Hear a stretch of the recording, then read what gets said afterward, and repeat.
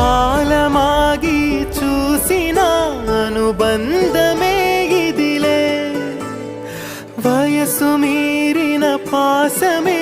ఒక కావ్యమైనదిలే రేపలా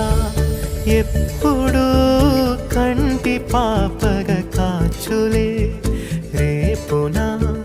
మాపునా చంటి పాపగ చూచులే